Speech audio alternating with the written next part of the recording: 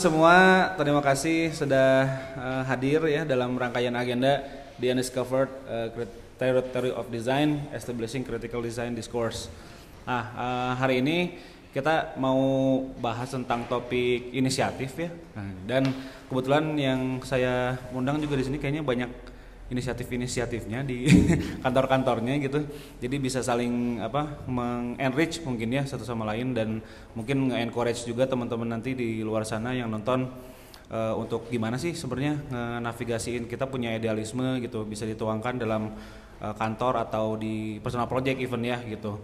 Karena saya pun melakukan itu ya pribadi gitu di Terra Incognita ini. Gitu. Jadi alhamdulillah ya sekarang udah ada pemateri kita telah hadir, Mbak Ira Karela dan Bram Patria Sogi. Silahkan boleh di sini. Dan hari ini juga kita sudah kehadiran para penanggap, ada Bapak Fikri dari Serving Idea, Bapak Fajar dari Saturasi ya. Dan kawan-kawan praktisi lainnya ya. Dan Rukdes juga ya. Sama siapa? Oh, Mas Januar, oke siap. Baik, terima kasih. Aku persilakan waktu dan tempat untuk Bram dan Ira. Thank you, Bapak Aulia ya, sebutnya. Oke. Halo semuanya, salam kenal. Saya Ira, saya sekarang sebagai art director di Thinking Room bersama Bram juga sama, dan kita handle Thinking Room yang di Bandung. Jadi sekarang kan Thinking Room ada dua nih, office-nya ada di Jakarta dan di Bandung gitu, dan kita ngantornya di Bandung. Tapi as a team sebenarnya kita tetap jadi satu sih gitu, nggak jadi kayak cabang yang bergerak sendiri juga sebenarnya. Nah hari ini mungkin agak sedikit berbeda. Jadi sebenarnya materi yang hari ini kita akan share itu belum pernah ya Bram kita share di talksnya Thinking Room sebelumnya gitu. Jadi eksklusif. Iya gitu dah. Dan ini mungkin sedikit berbeda. Jadi kayak kita kan biasanya ngomongin lebih berat bobotnya di Thinking Room sebagai studio dan karya-karya kita di sana gitu. Tapi hari ini kita mau share sedikit yang lebih dari sisi personal kita juga gitu. Nanti pencet yang ini. Oh, kurang kenceng. Kurang semangat. Oke, nah jadi ini tim kita, tim Thinking Room itu sebenarnya ini beberapa udah resign sih ya, udah ganti, tapi kurang lebih komposisi timnya seginilah kurang lebih gitu ya, sekitar 18-20 orang gitu. Dan kita tuh macam-macam banget sebenarnya, jadi kayak enggak semuanya itu misalnya semuanya jago branding atau semuanya kuat di tipografi gitu, dan macam-macam banget. Bahkan sekarang role-nya juga udah lebih melebar lagi, ada brand strategist, ada ilustrator, ada copywriter juga gitu. Copywriter sebutnya design writer ya gitu. Nah dan masing-masing setiap kita hiring di Thinking Room itu kita nggak pernah kayak bikin requirement yang harus jago nih brandingnya gitu, atau tipografinya harus jago banget tipografi, enggak gitu. Kayak misalnya anak, mungkin kalau buat full time kita cukup memperhatikan lah ya kayak gitu, lebih ke sense-nya gitu, kayak at least kayak basic sense dan desainnya bagus gitu. Tapi kita nggak pernah kayak harus bisa style Thinking Room banget, itu enggak, kita nggak pernah ngarahin ke situ gitu. Sebaliknya kita tuh justru sangat mencari individu-individu yang punya kekuatannya masing-masing gitu, yang kayak lumayan berbeda, dan kita lihat wah ini punya potensi yang mungkin akan memberikan warna dan kontribusi yang baru gitu untuk Thinking Room. Nah ini mungkin dari tadi ngomongin Thinking Room, takutnya ada yang belum tahu ya Thinking Room itu siapa sih, kenapa disebut-sebut terus, ini emang penting gitu ya. Gitu. Dari Thinking Room itu kita sebenarnya design company yang udah berdiri dari tahun 2005, foundernya itu Mas Erik Wijaya, yang memberikan sambutan juga waktu opening Terra Incognita. Dan sebenarnya kita tuh lebih luas ya, maksudnya cakupannya nggak cuma branding doang, cuma memang kita mostly projectnya itu branding, makanya orang-orang taunya ya expertise-nya Thinking Room itu lebih di branding gitu. Dan ini sebenarnya gitu yang bisa kita handle itu lumayan luas ya, maksudnya dari identity sampai ke digital, ke environmental graphic juga. Dan kalau misalnya lihat project page-nya di Thinking Room gitu, kayak nggak pernah ada yang benar-benar sama gitu kan. Dan kalau dilihat ini di satu halaman ini aja secara style dan visual tuh beda-beda banget gitu. Kayak look and feel-nya, mood-nya, personality-nya tuh bisa dilihat ini ada berbagai macam. Kalau orang tuh bener-bener individu yang berbeda-beda lah gitu kan. Nah karena kita lihat ya brand juga sama gitu, kayak manusia yang mereka juga kan punya personality-nya masing-masing gitu. Dan kalau dilihat di sini gitu kayak as a whole ya ini apa ya, karyanya Thinking Room gitu, tetap ada touch-nya Thinking Room, tapi sebenarnya kalau misalnya kita coba gali lagi masing-masing tuh ada juga warna yang munculnya tuh sebenarnya dari personal orang yang ngerjain di baliknya juga gitu. Nah dari situlah yang pengen kita bahas dari kita berdua sebagai contoh lah gitu ya, di hari ini kita mau share interest kita masing-masing apa dan gimana implikasinya itu mempengaruhi karya-karya yang kita bikin selama ini gitu. Ini kita berdua. Nah yang pertama dari aku dulu ya. Jadi aku tuh sebenarnya dari join di Thinking Room tahun 2017. Awalnya banget 2014 ya, 2014 tuh magang dulu, terus udah gitu balik kuliah dulu, baru 2017 join lagi full time gitu. Nah kebenaran sama nih, startnya dari tahun 2014 juga. Itu tuh ada apa ya, sebenarnya iseng gitu awalnya, tapi akhirnya berkembang jadi side hustle yang lumayan serius gitu, dan akhirnya sampai ke hari ini gitu, udah 10 tahun. Nah kenapa sih gitu, kok bisa ngerjain ilustrasi yang kayak tadi gitu ya. Aku biasa nyebutnya paper doll, orang-orang juga taunya pesannya paper doll gitu kalau order those kind of illustrations ke aku gitu. Jadi awalnya memang aku tuh seneng banget ilustrasi, jadi nggak seneng branding, nggak suka tipografi, sukanya tuh ilustrasi sebenarnya gitu. Bahkan waktu kuliah juga sempat kepikiran pengennya tuh masuk fine art gitu, dan pengennya mungkin seni lukis kalau nggak seni grafis, karena emang seneng banget gambar dan mungkin specialty-nya lebih di watercolor gitu. Jadi dulu tuh sebenarnya aku gambar-gambarnya tuh ini yang apa ya, forte-nya lah gitu waktu zaman kuliah tuh yang lebih realis gitu, yang kayak gini gitu. Nah terus tahun 2014 sebenarnya tuh itu iseng banget, jadi lagi Valentine pengen bikin kado nih buat pacar sama buat teman-teman di kampus gitu. Nah cuman kan cuma bisanya ilustrasi aja kan pakai watercolor, gimana ya biar nggak boring gitu, kayak karena emang seneng prakarya-prakaryaan juga gitu, emang seneng crafting dari kecil, jadi akhirnya kepikiran buat dibikin gini gitu, jadi timbul-timbul, terus kayak ada mix pakai media lain juga gitu, akhirnya bikin ini gitu. Udah sih sebenarnya nggak mikir maksudnya ini mau diseriusin, ya udah cuman a gift aja gitu buat pacar aku gitu, sama ngasih buat teman-teman kampus gitu. Terus ternyata pas di post di IG kayak gini, tahu-tahu kayak banyak teman-teman yang malah jadi pesan gitu, dan iya lumayan ya. Tapi waktu itu sebenarnya nggak diseriusin juga gitu, kayak ini juga semua under Instagram pribadi gitu ya, kayak awalnya temen nih yang ini pesan bener-bener exactly kayak yang aku bikin buat pacar aku gitu. Jadi kayak yang diangkat tuh si profesinya gitu, profesinya masing-masing. Waktu itu teman aku dia fashion designer sama pacarnya tuh seneng Buzz Lightyear katanya, bukan robot juga sih ya profesinya gitu.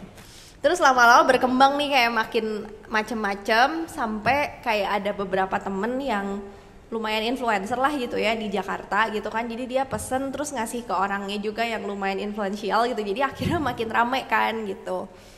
Ya udah deh akhirnya kayak tetap dijalanin, meskipun ya lumayan apa ya, lumayan capek juga ya, kayak ngerjain sambil dari zaman masih kuliah sampai kerja full time juga tetap ini tuh, jadi kerja terus nanti pulang malam-malam tuh biasanya nyicil lah, saya bikin sketch dulu, terus besoknya di tracing, terus coloring, semua itu manual dan bener-bener sendiri. Dulu Bram ya saksinya ya, kayak kita berdua sebenarnya satu kosan juga nih waktu di Jakarta gitu, jadi Bram tuh tahu lah kayak gimana mengerjakan ya ini gitu di sempit-sempitan di kamar kosan gitu. Nah terus kayak akhirnya berkembang, dan sebenarnya berkembang banget tuh waktu zaman pandemi, soalnya pas pandemi kan ya di TR juga kerjaannya banyak project-project yang kita idle gitu kan, jadi kayak banyak banget waktu luang, terus kayak beres kerja terus kan WFH ya, kayak misalnya nggak ada waktu commute, terus mau ngapain lagi gitu, nggak bisa main, nggak bisa apa, akhirnya banyak banget ngerjain itu. Terus nggak tahu ya kayak orang-orang tuh banyak yang pesen waktu pandemi gitu malahan, terus sampai bikin juga yang template, jadi kalau dilihat kan kayak ini juga sebenarnya mukanya sama ya, tapi dia kayak bisa jadi berbagai personality lah gitu, jadi kayak bikin K-pop star, sampai bikin ada yang pesen bikin Bunda Maria, gitu. Sampai ada besan Yesus juga bisa ya dari template yang sama gitu. Terus ini kayak serunya sampai sempat ada pas zaman pandemi sempat hire satu asisten juga gitu buat bantuin karena nggak kehandle nih, kayak waduh ini kok cuma ngerjainnya malam doang nggak keburu, jadi siang-siang tuh aku kerjain kerjaan TR terus tapi ada asisten dia ngerjain ini gitu, jadi serulah masa-masa itu gitu.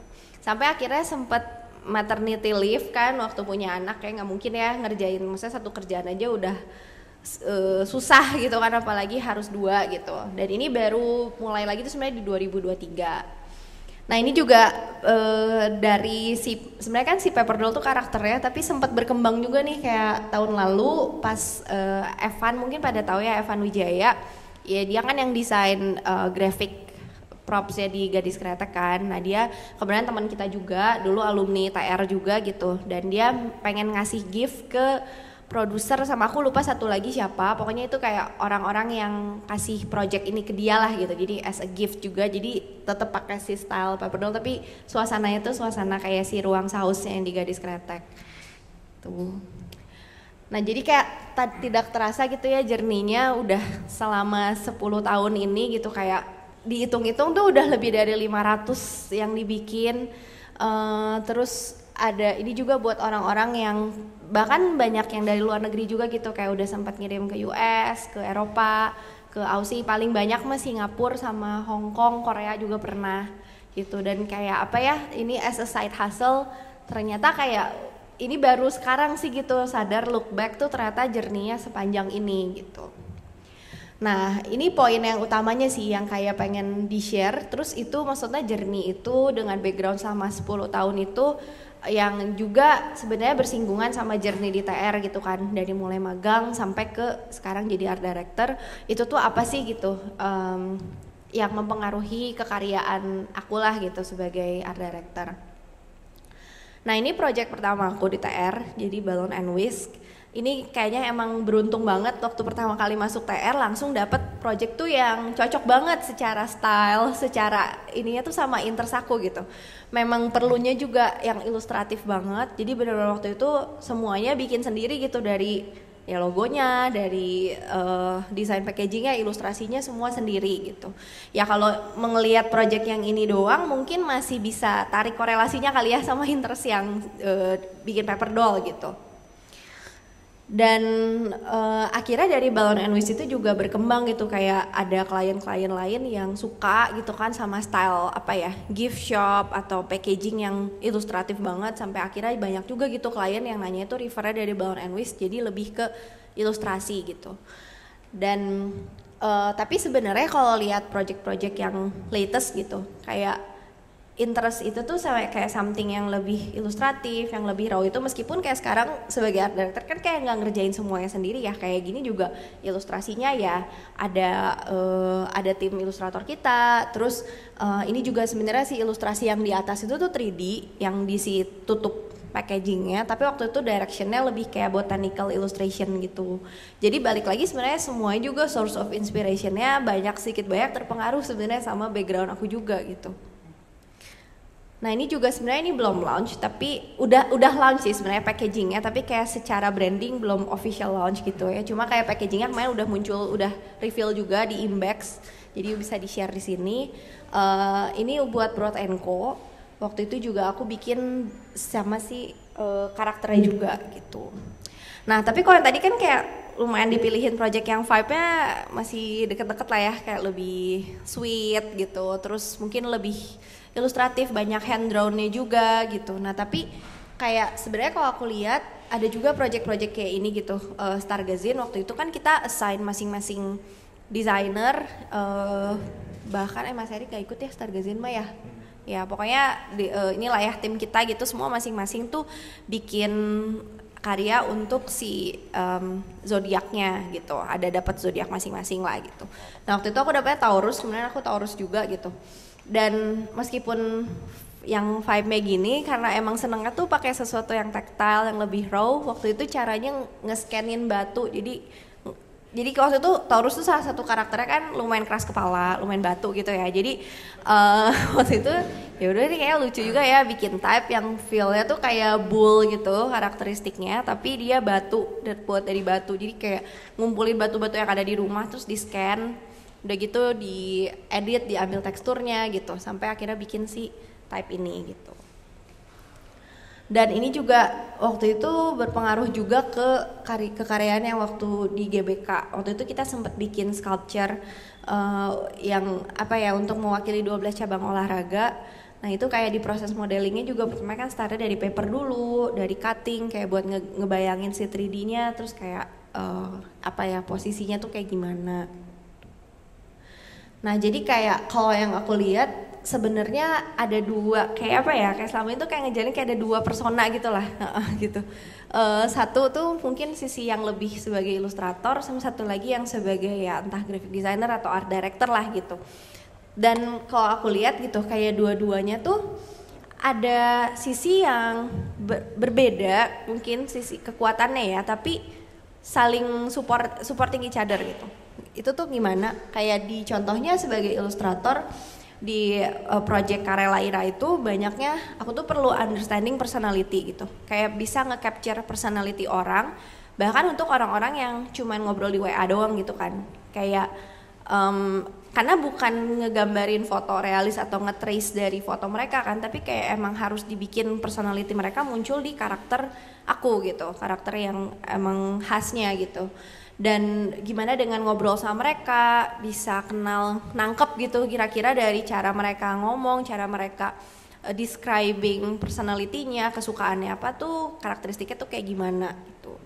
Dan mungkin ada sisi yang lebih apa ya, ngulik dari, karena kan banyak upcycle juga ya, jadi kayak aku tuh suka banget ngumpulin sampah, kayak ya bukan sampah organik ya kain, nanti ada ini sampah kasih aku lagi semuanya jadi kayak kain perca, biasa aku suka minta gitu sama temen yang fashion designer, kan pasti banyak banget ya kain perca kan, jadi aku suka mintain. Terus kayak kadang-kadang teman-teman juga kalau beres-beres misalnya ada benang-benangan bekas lah atau kayak pita-pita bekas tuh biasanya aku kumpulin, karena biasanya kepake banget nih buat bikin si paper doll ini, karena kan kepakainya kecil-kecil banget ya. Dan justru seringnya tuh dari ada ini, aduh bikin pakai apa ya, misalnya mau bikin batik nih gitu bajunya gitu kan, cari gitu kan dari kain perca yang ada, atau enggak misalnya mau bikin sabuk pakai bekas apa ya, bekas kayak pouch gitu, ada yang bahannya kayak agak silikon gitu, aku suka pakai. Terus misalkan bikin, kalau dapat hampers juga kadang suka ada mikanya, rada tebal mikanya bagus nih, nanti bisa buat kacamata kecil gitu misalnya, jadi sering nge-upcycle itu gitu.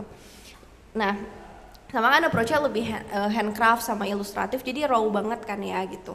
Nah sedangkan di sisi aku sebagai art director, sebenarnya aku tuh lumayan desainer yang lumayan apa ya, research based banget gitu, jadi bukan yang justru lebih intuitif. Kayak kita tuh di kantor karakternya beda-beda gitu loh, kayak sebagai art director kayak Ritter tuh orangnya lebih intuitif gitu, jadi biasanya kalau misalnya dapetin project apa, dia lebih apa ya, kayak cari solusinya lebih bisa lumayan kayaknya bisa diginiin deh gitu, kayak dari pertama juga bisa kayak gitu.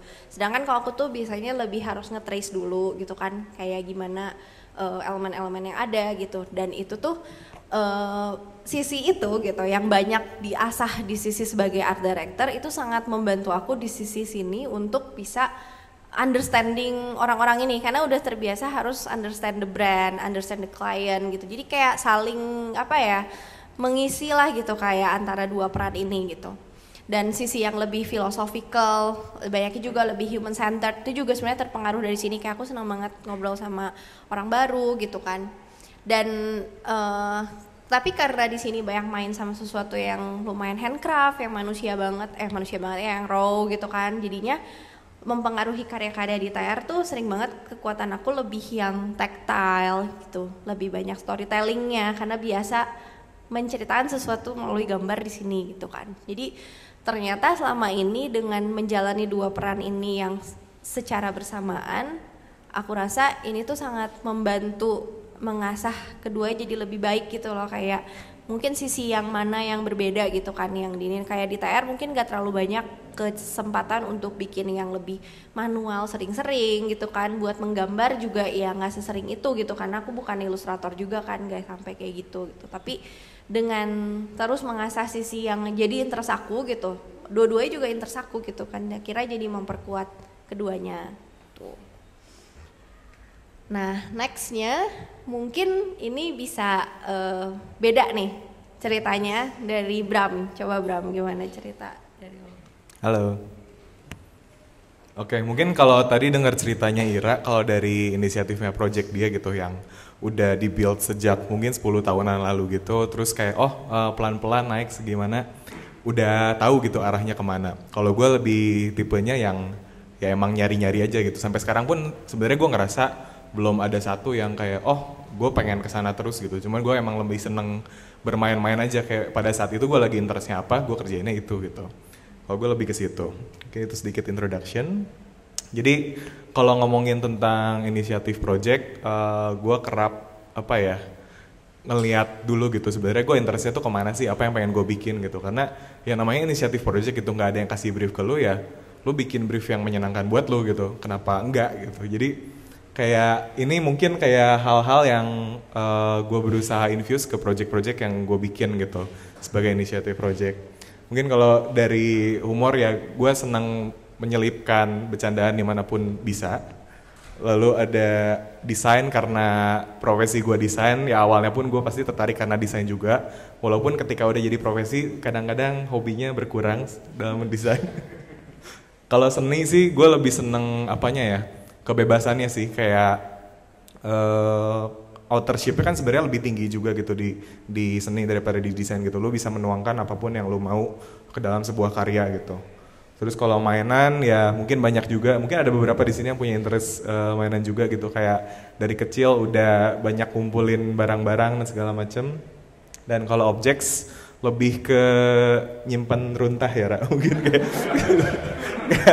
ya kalau mungkin ada saksi hidup juga di sini, ada istri saya di rumah sering melihat barang-barang di rumah atau di meja kantor bahkan ya paling penuh mejanya gitu, kayak lumayan sering meromantisasi benda lah gitu. Mungkin harus belajar ke Marie Kondo ya.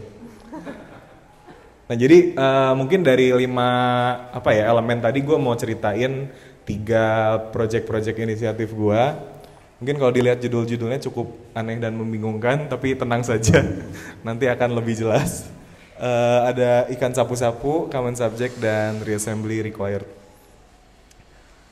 Nah jadi ini project pertama ini ikan sapu-sapu. Jadi idenya simple sebenarnya, kayak gue ngelihat nama ikan sapu-sapu itu sangat aneh, kayak dia tuh dikasih nama sapu-sapu karena dia sapu-sapu gitu. Apa kalau dia tuh jadi orang gitu ya, dia dikasih nama sapu-sapu, jadi kayak ya udah gue sapu-sapu gitu. Itu sih kayak hal sesimpel itu gitu. Terus dari ide awal yang sesimpel itu, gue coba bikin limitasi gitu. Sebenarnya dari ide ikan sapu-sapu ini gue bisa bawa kemana lagi ya gitu. Terus kayak ini jadi ya terusannya banyak gitu, kayak ada ikan sipu-sipu, ikan sapu-sapu, ikan syabu-syabu, ikan satu-satu. Kayak ya sebenarnya word fun doang gitu. Dan idenya cuma dari gitu doang, cuman limitasi itu yang bikin gue didorong untuk mikir kayak ini bisa diapain ya, ini tuh apa ya gitu. Kadang-kadang nggak mikir keras sih, kadang-kadang kepikiran ini ya udah bikin aja gitu. Gue nggak terlalu tipe yang kayak ini udah sini gitu. Itu contohnya. Terus kayak mungkin ini ada contoh lagi, kayak dari satu ide ikan satu-satu itu biasa gue expand lagi juga. Dari sana bisa dikembangin kemana sih? Soalnya kalau ketika lu dengar satu-satu aku sayang ibu, pasti ada 2-2 sayang ayah juga kan. Dari situ pasti ada 3-3 sayang adik kakak. Gitu. Nah yang keempatnya 1-2-3 sayang semuanya gitu. Jadi gitulah sebenarnya something yang very simple, tapi ya ternyata orang-orang pada enjoy juga gitu ngelihat hal-hal bodoh ini di Instagram gue gitu, dan gue pun sangat enjoy ngerjainnya gitu kan. Ya itu salah satu inisiatif project kan harus bikin lu bahagia juga gitu, karena itu something yang nge-break mundane-nya kerjaan lu sehari-hari gitu. Jadi bagi gue cukup penting untuk ngerjain apa yang gue suka gitu, supaya nanti ketika gue balik lagi ke project, ya gue tetap bisa seneng ngerjainnya gitu. Itu yang pertama. Lalu kedua, ini juga nggak kalah bodohnya mungkin kayak jadi ini berhubungan dengan common object pada umumnya lah, kayak barang-barang yang lu punya sehari-hari gitu. Dan di sini pun gue membuat sebuah limitasi dari satu objek, gue bisa interpretasi apa sih dari sana gitu. Ini kayak objeknya pun ya benar-benar benda sehari-hari gitu. Ada sikat gigi, ada staples, ada sofa, ada koin dan lain-lain gitu. Mungkin ini contoh juga dari ini waktu itu gue nemu ada sebuah kursi yang tergeletak di jalan. Gue juga nggak tahu kenapa ada sofa ini di jalan. Cuma menurut gue menarik bahwa ada sofa di jalan. Jadi ya itu gitu, dari sofa ini gue coba kayak interpret ke beberapa, mungkin ini masuknya copywriting ya. Ternyata harusnya gue jadi copywriter ya, bukan art director. Ya dari satu sofa ini gue berusaha apa ya? Nggak berusaha sih sebenarnya, kayak apa yang ada di yang ada di otak gue keluarin gitu. Dan ternyata ya menyenangkan juga lah gitu. Nah mungkin kalau kita lihat dari dua project itu kan ya mungkin nggak jadi apa-apa juga gitu. Kayak gue cuma post di Instagram, ya udah gue seneng, orang-orang seneng ya udah gitu. Cuman ya gue percaya juga ketika lo terus mencari dan terus melakukan, ya ujung-ujungnya mungkin akan ada yang lumayan lah gitu hasilnya. Nah ini mungkin project selanjutnya lebih serius dikit. Ini hasilnya. Ya ini hasilnya lah ya, yang lumayan itu. Jadi ini waktu itu berawalnya dari ketertarikan gue akan mengoleksi mainan dan objek-objek, dan ketertarikan gue di seni gitu. Seninya lebih ke apa ya, proses pembuatan dan menikmatinya sih, bukan necessarily industrinya, karena it's very different ternyata. Ya jadi ini awalnya juga cukup simple. Seperti yang kalian bisa lihat, ini sebenarnya meja kerja gue sih. Kayak kalau kalian lihat banyak benda-benda gitu di belakangnya, dan ketika gue lagi stuck ngedesain atau terdistraksi mungkin lebih tepatnya, gue suka main gitu. Mainnya dengan cara, ya kalau mungkin ini bentuk permainan yang beda kali ya. Kalau anak kecil kan mainan tuh ya udah kayak di berantemin lah, acting apa segala macam. Kalau ini cara main gue adalah kayak ini gabungin jadi apa ya gitu, kayak sesimpel itu sih gitu idea utamanya. Jadi dari koleksi-koleksi yang gue punya ini, gue agak sering gabung-gabungin, dan ya ini pun awalnya cuman gue fotoin dan lucu, upload story gitu, kayak gitu doang. Cuman waktu itu gue ngeliat ada sebuah karya, ini nama senimannya Endri Pragusta. Gue lupa gue liat ini di mana, entah Jakarta atau mana lah. Pokoknya di sini bikin gue mikir gitu. Ini kan sebenarnya formulanya mirip juga gitu, kayak dia ambil something yang dari objek. Cuma gue nggak tahu lah kalau backgroundnya seperti apa. Cuman gue lihat, oh hal seperti ini tuh bisa dibilang sebagai karya seni juga loh gitu, sebagai sculptural, bahkan ya ada istilahnya sendiri gitu ya, assemblage itu ya emang intinya menggabungkan benda-benda, ini kan gitu. Nah dari sini gue jadi coba untuk bikin dan mengemas dengan lebih serius gitu, kayak apa dari shotnya gue pikirin fotografinya seperti apa, gimana cara ngedisplaynya, sistem visualnya seperti apa gitu. Dan ini yang jadi cikal bakal dari project si Reassembly itu. Nah di sini gue jadi bikin sebuah art series yang gue judulin sebagai Reassembly Required. Mungkin kalau lihat judulnya sendiri, kalau lo beli mainan yang harus dirakit kan namanya Assembly Required gitu, biasanya kayak butuh dirakit gitu. Kalau ini perlu dirakit ulang gitu, intinya gitu. Nah, dari masing-masing objek ini sebenarnya mungkin kalau kita lihat sekilas cukup random gitu, kayak anjir kenapa teh botol ada cawannya, kenapa kaki dan kaki gitu. Nah di sini sebenarnya gue sering apa ya, bikin hasilnya dulu, baru gue interpretasi itu tuh apa gitu. Jadi mungkin selain berperan sebagai seniman, gue berperan sebagai kurator at the same time dan audience at the same time gitu. Dan menurut gue itu menarik gitu, karena secara proses berpikir kan itu cukup beda dengan desain ya. Kalau desain kita dapat brief dulu, dapat permasalahannya apa, kita bikin problem sesuai itu, baru ada hasilnya gitu. Oh harus seperti ini. Kalau ini gue lumayan apa ya, jadi kayak reverse engineering gitu lah, kayak ada hasilnya dulu, dari ini gue interpretasi apa nih. Dari situ ini waktu itu sempat gue bikin sertifikatnya juga karena waktu itu emang untuk dijual. Jadi masing-masing ada judulnya juga di sini. Kayak misalkan ini judulnya otoplasti. Otoplasti itu kalau nggak salah operasi plastik untuk telinga. Jadi kan ini kalau kita lihat objeknya lukisan Van Gogh yang telah menjadi merchandise ini yang gue koleksi. Tapi dia kupingnya si apa? Mr. Potato Head yang dari plastik gitu. Ya udah kayak operasi plastik, kuping plastik Van Gogh, udah gitu. Gitu aja gitu kayak ya gitulah. Intinya karya ini lebih nge-capture gimana ya kita ketika udah punya koleksi segala macam. Gue sebenarnya nggak gitu setuju sama koleksi yang terlalu diagung-agungkan gitu, kayak nggak boleh disentuh, nggak boleh diapain, punya dipajang doang. Gue lebih senang main dan berinteraksi dengan koleksi gue gitu. Dan ini nge-capture gimana cara gue bermain sebagai adult mungkin gitu. Nah, jadi kebetulan, nah ini kisah sedikit suksesnya mungkin ya. Gue emang udah lama banget sebenarnya tertarik untuk ikut art exhibition gitu, dan waktu itu gue lumayan ngikutin juga ada Anonesia ini. Dia tuh kayak art exhibition di Jepang, dan lumayan sering gue lihat ada orang-orang desain yang ikut kesini gitu bikin art.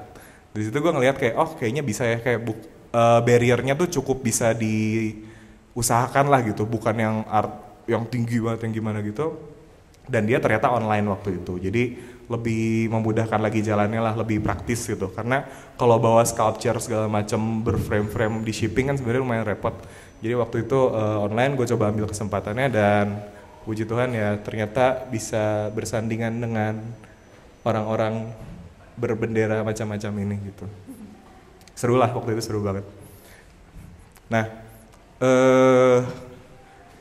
jadi kalau apa yang gue suka bilang ke diri gue sendiri gitu dari project-project inisiatif yang udah gue bikin, kan sebenarnya itu lebih ke main-main lah, lebih ke nggak takut untuk mengeluarkan hal-hal yang nggak tentu bener juga gitu, kayak oh yaudah coba-coba aja, main-main, eksplorasi aja. Dan itu sisi fun dan sisi kebahagiaan yang gue bawa itu pengen gue tuangin ke karya-karya gue juga ketika ada di kantor gitu, karena menurut gue itu pun penting. Jadi whenever there's a chance untuk menuangkan something yang bisa gue main-mainin, selalu gue mainin gitu di kantor. Nah mungkin familiar dengan frase tadi yang lorem ipsum dolor sit down and relax. Ini pun masuk ke proyek kantor gitu, kayak ya hal sesimpel itulah gitu. Kayak ini waktu itu kita bikin internet activity book, jadi ini kita bagiin ke anak-anak intern kita untuk mereka isi dan koleksi kayak perjalanan mereka internship di TR seperti apa, bikin apa aja gitu-gitu, ada catatan segala macamnya. Dan gue menuangkan kemain-mainan itu di detail-detailnya gitu, kayak misalkan yang di copywritingnya. Terus itu ada kursi yang bisa ditambahin matanya, gitu-gitulah, pokoknya hal-hal simple sebenarnya. Atau misalkan ini juga kita sempat ada project untuk bikin sebuah restoran di Jakarta, namanya Birdman. Dan kebetulan ini juga secara karakteristik tuh lumayan ada wit-nya lah gitu, kalau secara brandnya. Kita bisa bawa ke arah yang lumayan witty, jadi di balik desain yang rapi, yang kayak sistemnya segala macam, di sini gue masih bisa kasih a touch of ya humornya tadi lah gitulah, kayak drink, drank, drunk, lunch, me and you gitu. Kayak itu di doodle kasar doang, di juxtapose dengan desain yang lebih rapi gitu. Jadi kalau ada kesempatannya tuangin gitu, itu prinsip gue lah. Nah terus ini juga ada contoh, jadi waktu itu kita bikin sebuah apa ya, activation booth mungkin untuk MLD di Java Jazz. Jadi itu sebuah area gede, di sana ada musik, ada art, ada apa segala macam. Dan kan secara vibe waktu itu kita bawa konsepnya tuh lebih ke kaki lima gitu kan. Jadi kayak namanya pun tenda harmoni, terus kayak secara visual pun yang cukup jedar-jedar gitulah. Dan secara konten pun jadi kita bisa main-main banget gitu. Jadi ketika dibikin hal sesimpel ini, sebenarnya cuma satu objek di sebuah ruangan, kayak satu doang, kayak nggak sepenting itu gitu. Cuman gue sangat enjoy untuk ngerjainnya, dan gue menyelipkan banyak sekali bercandaan itu ke dalam si copywritingnya gitu. Mungkin itu kalau dibaca satu-satu pun mungkin lucu ya, gue juga udah nggak bisa baca. Buram. Oke. Dan ini mungkin kalau something yang sifatnya lebih ke objek tadi gitu contohnya. Ini project TR kita waktu itu bikin buku untuk memperingati berapa tahun, Ra? 15 tahun Thinking Room, We Refuse to Grow Up. Di sini kita punya 12 chapter yang nyeritain poin-poin apa aja sih yang kita dapetin dari 12 tahun itu kita berdiri, 15 ya, sorry. 15 tahun berdiri sebagai studio gitu, dan masing-masing chapter itu kan ada poin-poin yang mau disampaikannya, dan waktu itu gue suggest kita bikin imagery dari objects gitu. Dan ini ya suggestion itu berdasarkan interest pribadi kan sebenarnya, cuman kalau align dengan tujuan akhirnya why not gitu. Kenapa kalau ini bisa ngebantu memperkuat poin yang mau kita sampaikan, ya itu mungkin saat yang tepat gitu. Jadi waktu itu ini kayak objek-objek yang kita waktu itu banyakan sih kayak kita brainstorm juga di kantor gitu, kayak apa ya yang bisa represent ini, gimana cara representnya segala macem. Dan ya mungkin kita jadi bisa ngelihat juga gimana exercise gue tadi gitu yang kayak bikin sculpture banyak bisa berpengaruh juga ke sini gitu ketika kita bikin sebuah karya.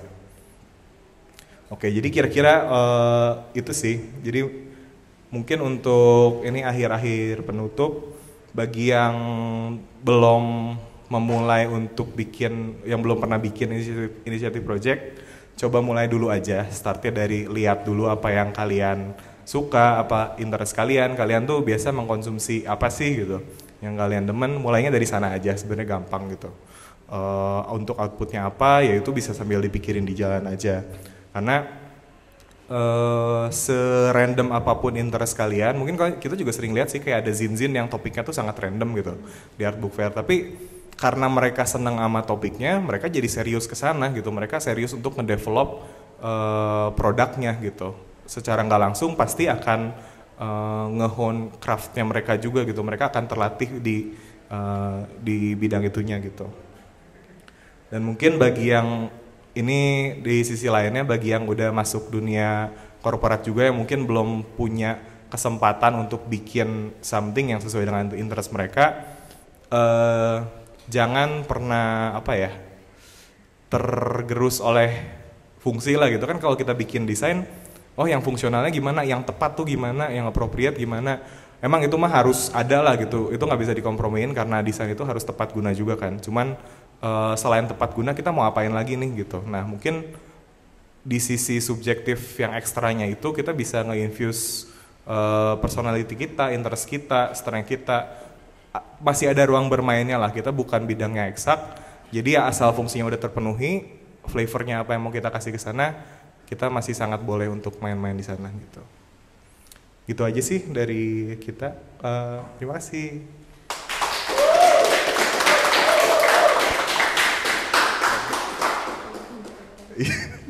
Silakan. Besot katanya bakal masuk di akhir. Wah, terima kasih banyak Ibu Ira dan Pak Bram ya. Menarik gimana mereka bisa nge-channeling ya dari potensi sama kapabilitas sendiri. Tadi aku banyak nyatet sih, yang terutama yang Ira, both personalities jadinya saling melengkapi ya, dan itu over time jadinya saling ngasah, oh gua tuh ternyata butuh ini di sini gitu ya. Jadi semakin banyak inisiatif yang kita lakukan, semakin besar juga kita bisa nge-unlock potensial diri kita ya sebenarnya gitu. Terus yang tadi Bram juga kayak humor ya, kayak aku jadi ada ini gitu, epiphany bahwa konteks tepat guna di desain itu ada bukan cuma untuk fungsi juga ya, maksudnya rasa juga ada tepat guna gitu untuk membahagiakan kita gitu, jadi fun gitu ya. Ya apalagi kalau di tempat kerja kita seringnya intens banget gitu, atau enggak nemu client from hell gitu ya kayak itu mungkin bisa jadi hal-hal yang kita rilis gitu dalam keseharian yang kita bisa lakukan juga gitu. Jadi ya keren. Monggo sekarang ada penanggap tadi sama Pak Bandung, lo mau? Oke. Oh iya.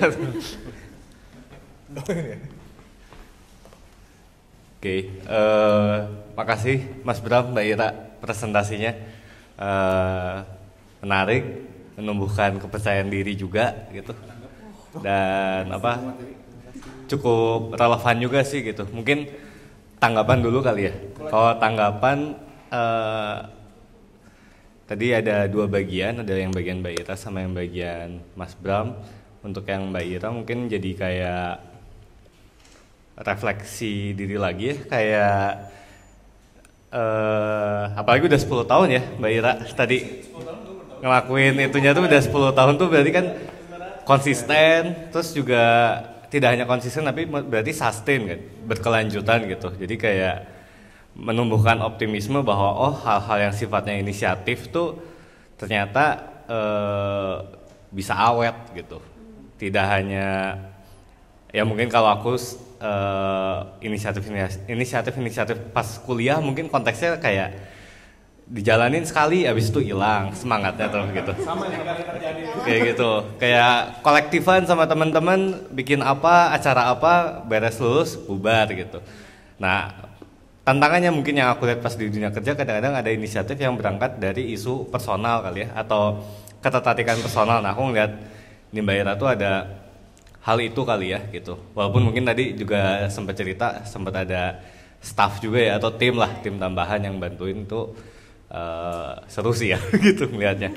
Apalagi tadi ada beberapa poin yang sifatnya jadi saling berkesinambungan tadi ya. Mungkin salah satu yang aku cukup ingat bahwa terkait Mbak Ira sebagai director sangat research based. Tapi ketika lagi dalam praktik ilustrasi itu komunikasi antar bukan komunikasi sih, bisa memahami orang lain lah gitu. Soal understanding ya orang lain gitu. Untuk akhirnya dimanifestasikan dalam ilustrasinya gitu. Itu seru juga lah ngeliat itu. Terus kalau yang Mas Bram yang jadi menyentuh hati saya tuh jangan lupa enjoy sih, jangan lupa dibawa senang gitu. Karena banyaknya kurasa termasuk saya sendiri melakukan hal-hal yang sifatnya inisiatif tuh berawal dari perasaan stagnansi, berawal dari perasaan bosan gitu, berawal dari perasaan kok gini-gini aja ya gitu. Jadi pengen dalam tanda kutip ada mainan gitu, ada mainan baru, eksplorasi baru gitu. Nah, ya itu mungkin ya kalau Mbak Ira tadi highlight terkait konsistensi itu kita sustain. Kalau Mas Bram mengingatkan lagi jangan lupa dibawa happy gitu. Karena saya ingat-ingat lagi ya dulu mungkin beberapa kolektif atau inisiatif yang saya lakukan bubar karena orientasinya udah nggak happy gitu, udah sama aja kayak kerjaan utama gitu mungkin ya gitu, kayak seserius itu gitu. Itu jadi pengingat gitu ya gitu. Terus mungkin kalau pertanyaan awal kali ya gitu, pertanyaan awal mungkin saya mulai dari aku menjelaskan dulu bahwa aku sehari-hari ya di Fragment Project, tapi sebagai sebagai seorang yang seonggok, sebagai seorang yang terseret beberapa inisiatif gitu ya. Saya ada di Side at Side pertama, lalu ada Rupa Desain dan Product Design Fokus. Dimana kalau saya mungkin basisnya study group, jadi kelompok belajar kayak gitu. Inspirasinya mungkin ya kayak book club gitu, tapi pengen belajar hal yang seputar yang sifatnya lebih spesifik gitu. Karena saya lulusnya dulu komunikasi, studi saya dulu S1-nya komunikasi, sekarang mengelola ruang bersinggungan dengan back designer. Saya merasa anak baru yang masih minim ilmu gitu lah. Jadi kayak untuk belajar soal tata kelola ruang, saya gunakan namanya Side at Side gitu sama teman-teman. Untuk belajar soal desain, berempati terhadap teman-teman desainer, saya gunakan Rupa Desain gitu. Itu juga restu dari senior-senior Rupa Desain generasi 1 ya. Akhirnya kayak, oh boleh nih dilanjutin gitu. Sama kemarin akhirnya juga ada senior-senior dari desainer produk yang boleh nih dilanjutin aja inisiatifnya gitu. Jadi kalau Side at Side mungkin berangkat dari inisiatif saya dan teman-teman, dua lainnya yaitu rupa desain dan produk desain fokus, saya bukan menjemput ulang, saya menjembatani sekaligus mungkin menjemput inisiatif senior yang mungkin orientasinya juga sudah berubah gitu. Nah, pertanyaannya adalah bagaimana untuk akhirnya menjaga keseimbangan antara praktik inisiatif dengan dunia kerja gitu. Sejauh ini alhamdulillah masih aman, cuma saya jadi penasaran gitu, apakah suatu hari akan ada singgungan-singgungan atau mungkin konflik of interest gitu ya, bahasa di kantor kali ya gitu, konflik of interest gitu.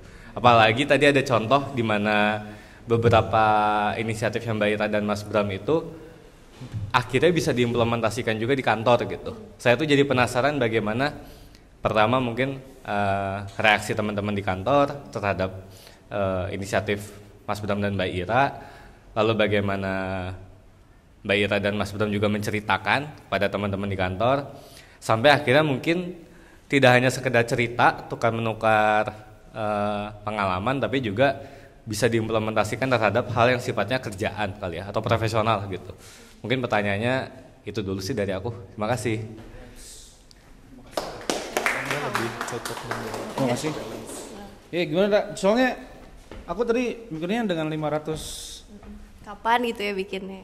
Enggak, bukan kapannya, kayaknya gajinya udah 2M daripada 2 kali lipat di TR gitu. Atau gimana nih? Nah itu sebenarnya seru sih ya pertanyaannya. Baru pertanyaan bagus sih, karena kan kita kalau mau ngejalanin 2 role tapi waktu mah tetap 24 jam ya sehari gitu kan. Wah ini Taurus banget nih, Taurus. Gue juga Taurus. Taurus ya sama. Nah itu kurang tidur sih jadinya kalau aku mah ya dulu gitu. Tapi mungkin kita berdua tuh berada di environment yang menurut kita tuh support banget sih buat kita punya inisiatif ya. Kayak lu Angna Indonesia juga malah Mas Erik kayaknya yang info ya awal-awal ya Mas. Ya bener sih dong. Kenalin ke Pak Hermawan gitu nggak? Iya kan? Kayak maksudnya gue inget Bram tuh kan bercandaannya dari dulu ya kayak gitu ya. Maksudnya suka ngelucu gitu, tapi teh nggak jadi sesuatu, berhenti sampai Instagram dia gitu kan, beres gitu. Gue inget ya waktu itu juga yang encourage dia buat ikut Angna Indonesia juga teman-teman di TR, Mas Erik juga gitu salah satunya gitu, kayak ini biar sisi seniman Bram sebagai seniman tuh bisa jadi gitu kan. Nah, kan konsultasi ke Mas Erik waktu itu juga ketika di pembuatan karya gitu. Sesupport itu gitu. Iya, pada nobar ya pas lu presentasi, inget gak sih? Wah sedap. Kan presentasinya online kan waktu pandemi kan, kayak pada nonton. Nah terus kayak sama sih kayak gue juga pas awal-awal kayak Mas Erik pernah juga gitu pesan berapa kali buat ngasih misalnya ke temennya, waktu itu ada yang baru punya anak gitu kan, kayak kasih buat gift gitu. Istrinya Mas Erik juga sama gitu, kayak suka pesen juga, jadi support banget sih gitu. Nah cuman kayak di sebaliknya dari kita juga tetap respect dengan responsibility kita di kantor lah gitu. Maksudnya kita juga nggak take it for granted lah dari support mereka yang akhirnya bikin jadi nggak ini kan gitu. Nah itu juga kayak tadi pertanyaan besok sempet loh ada titik gitu, kayak ada masa pas pandemi itu kayak banyak penghasilan lebih banyak nih dari sini daripada TR gitu. Sempet goyah gitu kayak apakah gitu harus keluar gitu. Nah cuman mungkin itu tuh masih jadi pertanyaan yang kayak maksudnya udah jernih sekarang. Gue kadang juga ada sih gitu ya mikir kayak aduh apa mendingan fokus aja ya. Maksudnya kayak si Paperdoll juga sebenarnya dibilang jadi yang apa ya serius banget, yang kayak entitas yang bener-bener orang-orang tahu kuat banget ya, sebenarnya nggak segitunya juga gitu, kayak masih rada nanggung lah gitu tau nggak, kalau menurut aku mah dibandingin mungkin ilustrator lain ya, kayak di awal aku bikin tuh banyak banget yang udahnya ngikutin bikinnya tuh jadi Paperdoll juga, jadi tapi dengan style mereka gitu. Kayak tadinya ilustrasi biasa tapi jadinya tuh di layer kayak gitu-gitu. Cuma kayak ya aku nggak pernah kayak lu plagiat nih gini, ya nggak juga ya, maksudnya ya gue juga itu bukan original pure gue yang invent gitu, lu cari di Pinterest juga ada kan gitu ya, bikin paper art gitu kan.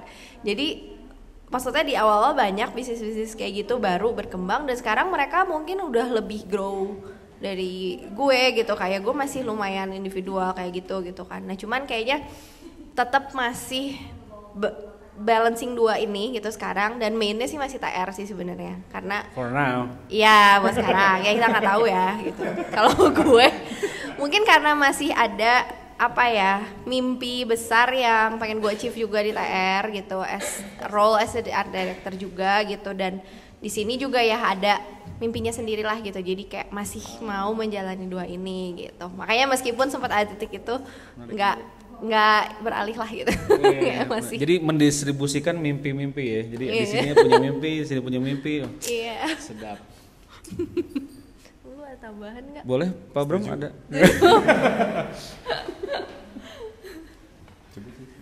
Alright, selanjutnya mungkin dari Pak Fajar. Oke, siap.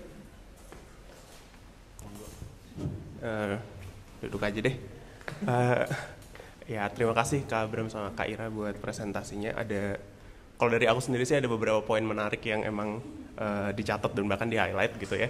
Ada 2 poin tentang gimana kita bisa ngebagi personality kita sebagai pekerja kantoran, graphic designer di kantor, terus kemudian sebagai kita gitu.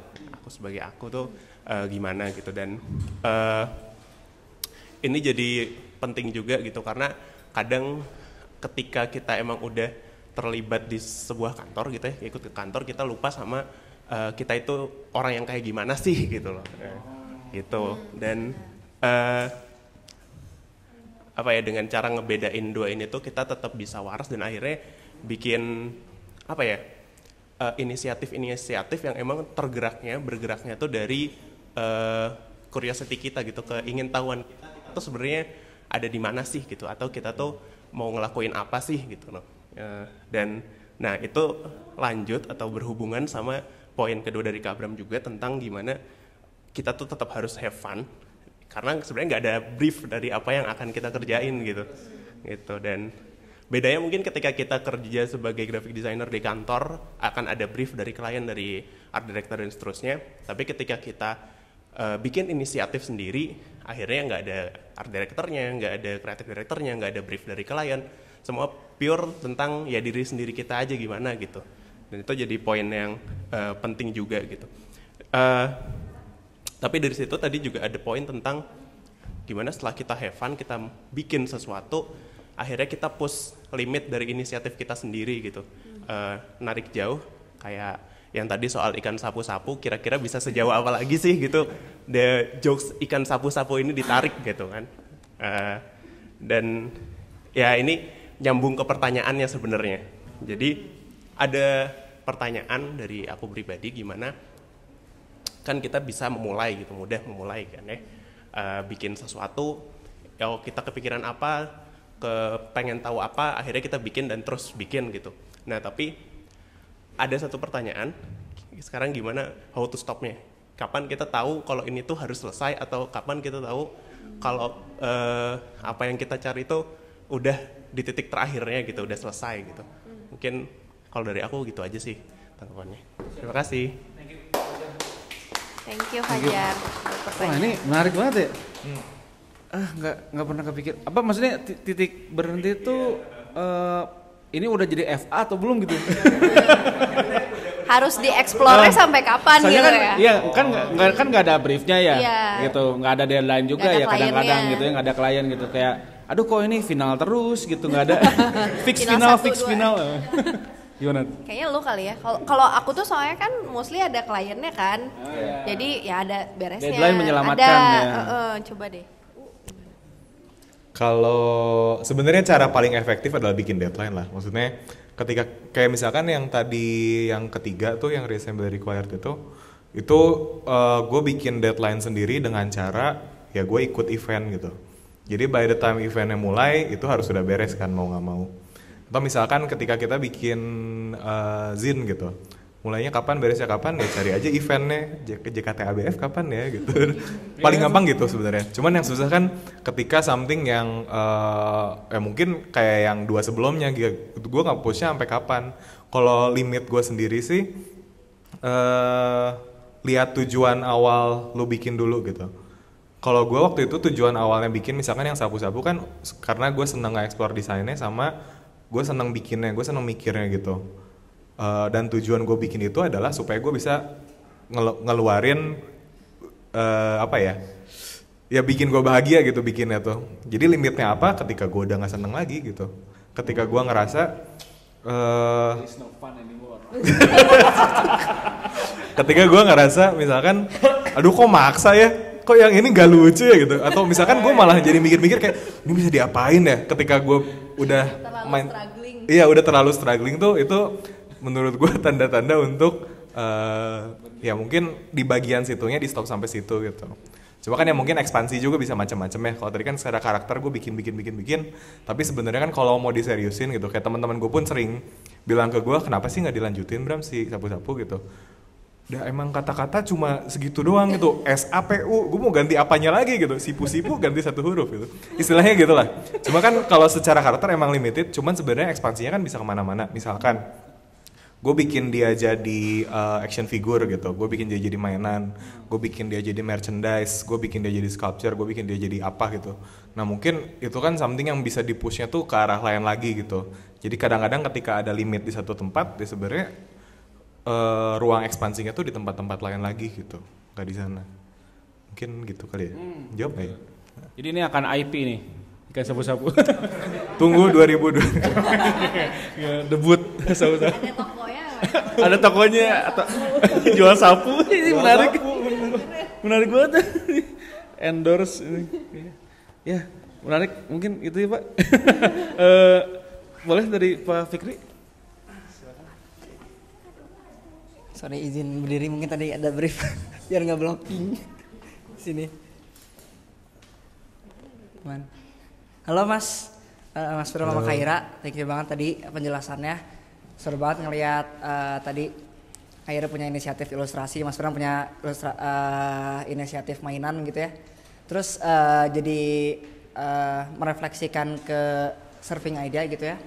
Studio yang sedang aku jalankan sekarang gitu. Terkait kita pun sebenarnya di kantor sekarang udah maksudnya sudah menjalankan inisiatif gitu. Yang pertama itu ada inisiatif Functional Freaks. Jadi itu tuh memang kita tuh di kantor sekarang meskipun masih berempat gitu ya, Junior Design Studio. Kita berempat tuh memang suka banget terkait berfungsi-berfungsian gitu. Jadi segala sesuatu yang terkait fungsi kita tuh suka, ya itu terasa juga jadi desain-desain kita yang memang mungkin banyaknya juga malah fungsi banget gitu, tapi si ekspresinya kadang-kadang lag gitu. Nah itu juga jadi di si Functional Freaks ini sebenarnya itu tuh kita coba barang-barang objek di kantor ini kita translasiin jadi objek yang berfungsi. Kayak misalkan kita nggak punya jangka, kayak dari gunting kita karetin gitu, terus akhirnya jadi jangka kita upload kayak semacam apa ya, unconventional design gitulah gitu. Gitu terus mungkin juga kita punya inisiatif satu lagi gitu ya, regular graph. Jadi inisiatif itu kita coba untuk mengekspresikan diri kita dengan cara bikin poster. Terus akhirnya waktu itu terakhir kita ngajak kayak 7 studio gitu untuk mereka mengekspresikan studio mereka lewat poster seperti apa. Terus akhirnya waktu itu dipamerin di IKEA gitu. Terus akhirnya nah itu mungkin inisiatifnya untuk gimana ngajak teman-teman untuk berani untuk mengekspresikan diri terus dipamerin gitu ya maksudnya gitu. Nah mungkin terkait pertanyaannya, inisiatif ini kan maksudnya memang aktualisasi diri gitu kan ya, maksudnya ekspresi idealisme gitu baik lagi. Nah cuman apakah ada impact untuk akhirnya bagaimana inisiatif ini jadi berfungsi untuk ke teman-teman terdekat mungkin atau ke community-nya, malahan kayak mungkin Mas Bram ke community toys gitu, mungkin kayak ke community ilustrasi itu apakah ada impact yang signifikan gitu untuk ke community-nya? Karena maksudnya formula yang mungkin Mas Bram dan Kaira udah dapetin untuk dapet impact, maksudnya aku juga pengen belajar untuk gimana caranya untuk ngasih impact dari inisiatif yang kita bikin gitu. Itu mungkin terus ada satu lagi mungkin kira-kira inisiatif apa lagi maksudnya untuk khususnya mungkin kita sebagai desainer atau sebagai studio gitu ya, inisiatif apa yang menarik untuk kita jalanin ke depannya. Itu sih mungkin itu. Makasih Kak, Mas. Oke, thank you. Kalau soal impact, mungkin saya belum ada impact apa-apa selain bikin mereka ketawa. Jadi Ira yang akan jawab. Kalau impact tuh kayak wow gitu ya, maksudnya kayak berat gitu ininya. Bingung sih ya kalau misalnya ngomongin something yang besar, maksudnya yang benar-benar impact banget, mungkin kayak sampai ke masyarakat besar atau apa, mungkin nggak tahu lah, aku juga nggak terlalu bisa bilang gitu, tapi mungkin pas ini kali ya, pas pandemi itu yang kayak lumayan grow juga gitu, sempat collab juga sih sama ada gift sebenarnya florist, tapi teman aku juga namanya Amora, jadi dia gift shop tapi base-nya tuh florist gitu, jadi dia ada dried flower, pokoknya segala macam bunga lah gitu. Nah lumayan ini sih, maksudnya dari sama dia juga, terus jadi bisa ya ada collab sama brand-brand lain juga gitu kan. Dan mungkin kalau yang lebih ke komunitasnya kayak itu sih yang sempat aku mention juga, kayak aku notice dan beberapa tuh bahkan tag aku juga gitu, kayak misalnya ini awalnya tuh aku terinspirasi dari Kak Ira bikin ini gitu kan, maksudnya mungkin itu kayak sesuatu yang ternyata bisa menularkan yang lain juga, akhirnya mau mencoba, mungkin tertarik gitu dan akhirnya nyoba dan jadi sesuatu yang beda juga, karena kan itu pakai style mereka juga gitu ya, kayak mereka nggak ngikutin aku gitu, tapi jadi kayak ada kemungkinan baru, kayak ngasih ilmu baru juga, kayak akhir-akhir ini juga kita sempat juga ngadain workshop gitu, pernah juga sebelumnya kelas online juga. Awalnya tuh aku kayak emang ada ya yang mau belajar gitu, kayak maksudnya kayak nempel doang gitu, ngegunting gitu. Di TK juga belajar gitu kan. Aku tuh kayak emang seru gitu, ternyata ada juga ya saya orang-orang yang memang tertarik sama crafting, karena mungkin ternyata itu kan hal-hal yang kita belajar pas kecil ya, maksudnya kayak terus kayak si paper doll ini tuh kan sebenarnya mainan anak cewek yang beli di Mang Otong-otong gitu kan, yang kayak gitu, ternyata ada mungkin ada nostalgic feel-nya juga, ada yang mungkin ya sebenarnya banyak kan orang-orang tuh yang senang prakarya, tapi mungkin ketika mereka udah gede gitu kan, udah sekarang dewasa nggak ada kesempatan ya, apalagi kalau yang kerjanya bukan desainer gitu. Banyak kan sebenarnya yang join kayak workshop aku gitu bukan emang desainer, bukan ilustrator gitu ya, mungkin ya siapa lah, kerja kantoran, kerja di bank, mungkin dia apa, tapi kayak bisa menyalurkan, ternyata ada ya gitu yang tertarik untuk explore itu gitu kan. Mungkin so far impact terjauhnya sampai sebatas itu sih ya, kayak untuk ke komunitasnya gitu, kayak sampai situ. Terus tadi kedua apa? Mungkin kalau ngomongin impact, tanya Besot aja dari inisiatif yang ini gitu, impactnya gimana sih Sot ke komunitas desain yang sedang kita hadiri ini gitu. Iya, kayaknya bakal lebih tepat jika Besot yang jawab mungkin. Saya bertindak sebagai moderator bukan pemateri. Mohon maaf. Saya lihat inisiatif teman saya. Tapi iya bener sih, kadang-kadang kita menutup mata society designer doang ya. Padahal yang ya kantor lain, teman-teman jadi jurusan lain juga ya, dari kantor-kantor yang lain juga butuh ya, maksudnya releasing mungkin sampai ke art therapy gitu enggak? Sampai mental health issue gitu enggak? Belum. Mungkin ya.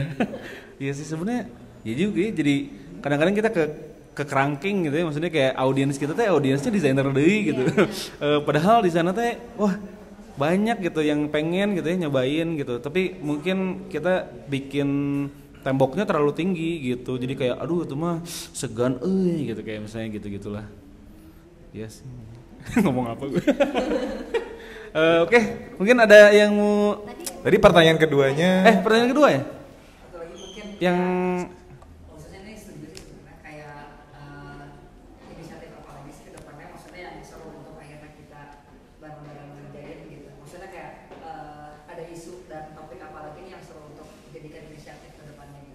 oh ya, mungkin di lingkungan kantor ya, atau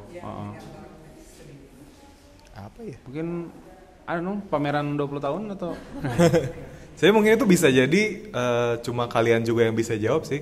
Maksudnya kalau buat studio masing-masing studio punya ininya masing-masing lah, beda-beda juga gitu.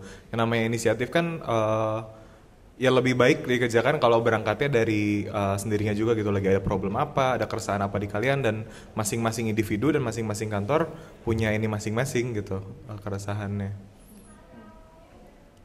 Kayak kita di TR juga sering kali kita juga banyak inisiatif kan, maksudnya meskipun TR ini kan inisiatif pribadi nih orang-orangnya, tapi as a studio di TR juga sering gitu kita bikin gitu kan, misalkan kayak ya We Refuse to Grow Up juga maksudnya inisiatif juga gitu kita ini, dan kadang-kadang itu tuh momennya lumayan impulsif ya, kayak pas kita bikin yang si Conjung Glyph gitu.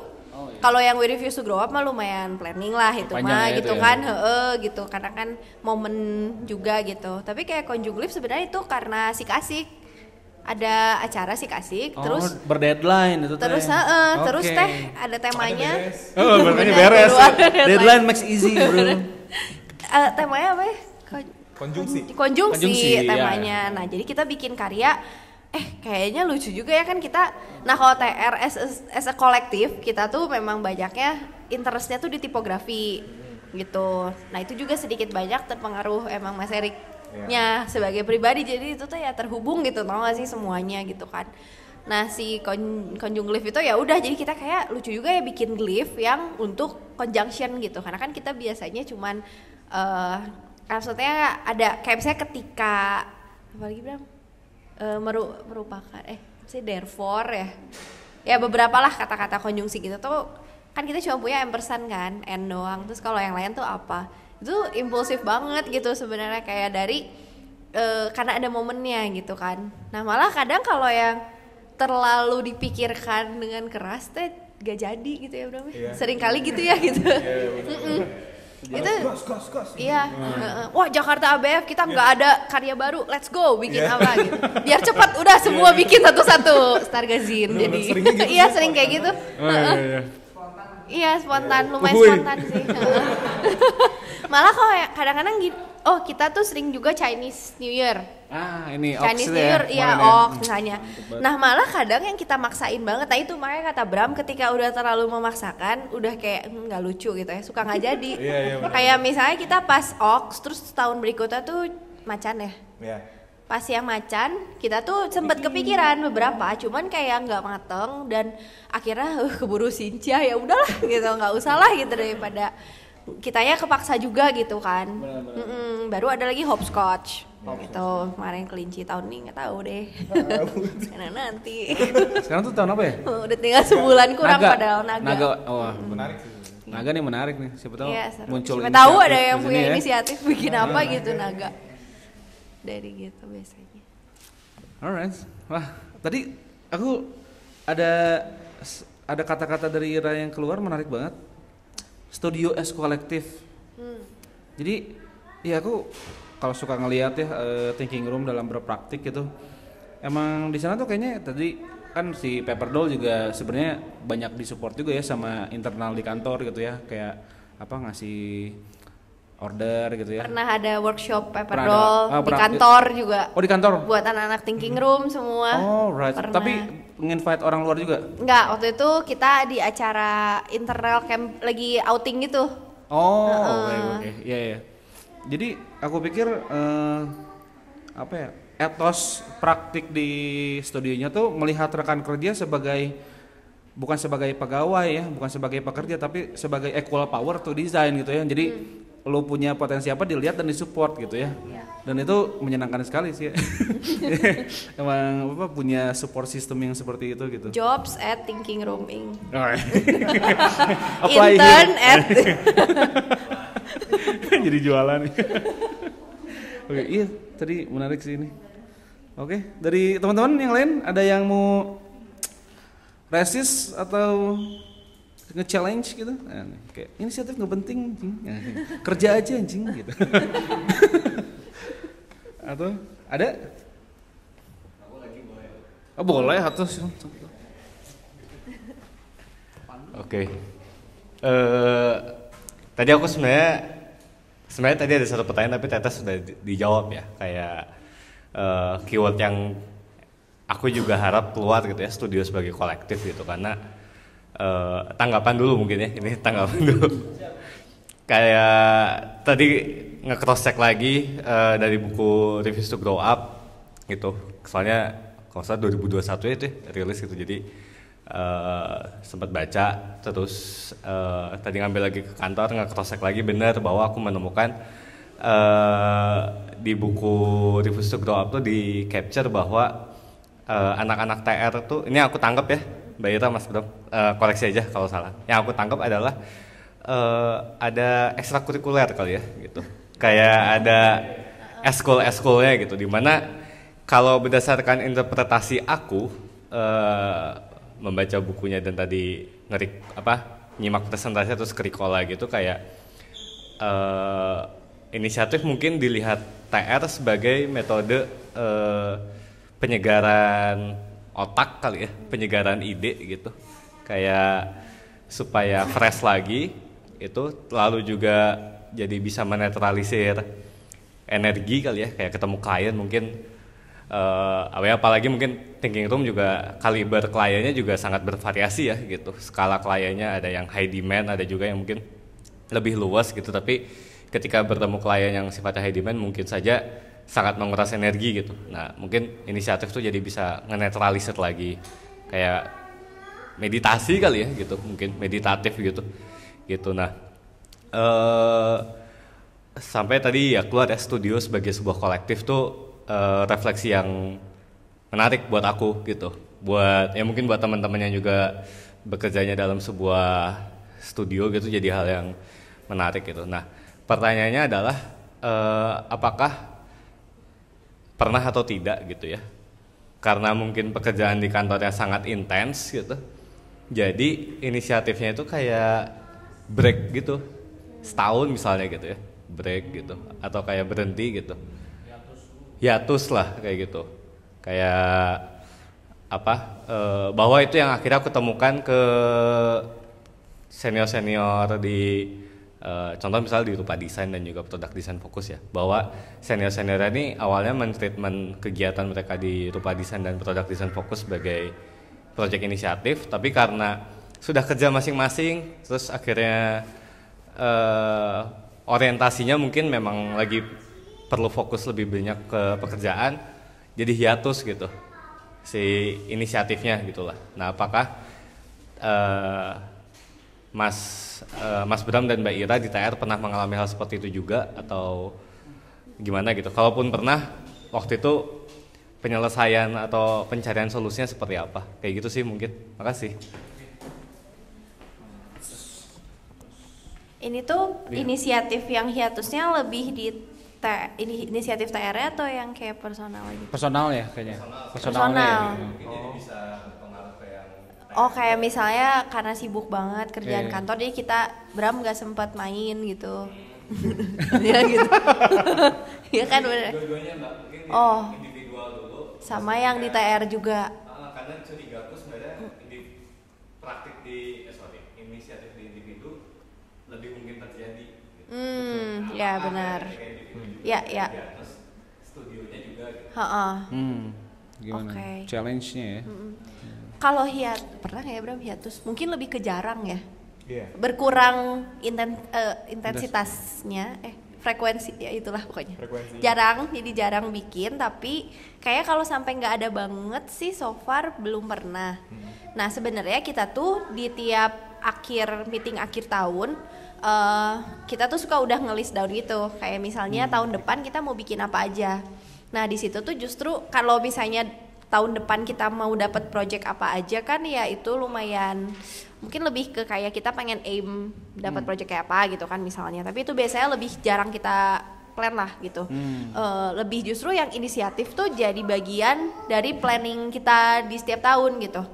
Soal itu mau nanti terwujudnya misalnya ada 5 cuman terwujud 3 ya udah nggak apa-apa gitu, nggak terlalu diambil pusing, cuman biasanya itu tuh kita udah planning dulu gitu, jadi seenggaknya udah ada di awal tuh kita udah tahu tahun ini kita udah ada ide apa aja nih gitu. Tapi kalau misalnya along the way ada yang di luar itu, kayak kemarin misalnya Jakarta Art Book Fair kita yang Stargazine, terus yang next year kita yang working, itu sebenarnya nggak ada di awal tahun gitu. Ada sih kayak itu justru spontan. Gitu. Beberapa kayak gitu. Lebih ke kayak kita nanti mau ikut Jakarta Art Book Fair gitu. Pokoknya mau ikut Art Book Fair, dapatnya Mena misalnya Jakarta, Singapura, Kuala Lumpur. Tinggal nanti karyanya apa tuh sebenarnya di awal tahun kita belum tahu mau bikin apa tahun ini gitu. Cuman biasanya memang sudah diberikan porsi bahwa kita mau bikin karya inisiatif gitu.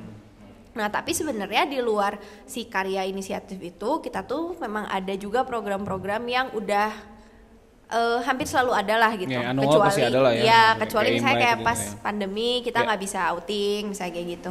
Nah, si outing ini juga tuh memang kebanyakan gimmick ya kita di studio suka di branding gitu karena kemudian ada desainer yang dia senengnya interestnya gitu nge-brandingin si gimmick-gimmick kecil ini gitu yang si camping Oh, gitu oke. akhirnya malah jadi rada serius juga gitu kan kayak tadinya pada ya udah pokoknya kita cuman keakraban lah gitu ya maksudnya ngumpul outing bareng taunya Iya. outingnya juga di branding sampai ada programnya ada bukunya segala macam gitu terus apa namanya kalau hiatus kapan ya Bram jarang pas pandemi juga Ada aja sih. thinking Zoom ya bikin ya. Iya, Thinking Zoom Kita tuh ya. Thinking Mungkin yang Zoom. inisiatifnya tuh akan selalu ada, cuman bentuk yang berubah-ubah gitu sih biasanya. Terutama mungkin kalau ngomonginnya tentang tadi Mas Banu bilang ekstrakurikuler, susah juga ya. Eskul, oke. Si eskul itu, eskul kan bentuknya lebih ke hiburan biasanya, dan itu tuh biasa tergantung juga interest anak-anaknya gitu. Iya. Jadi bukan dari pusat gitu loh, kayak misalkan ada yang tiba-tiba ngajak climbing yuk, udah guys Iya. gitu.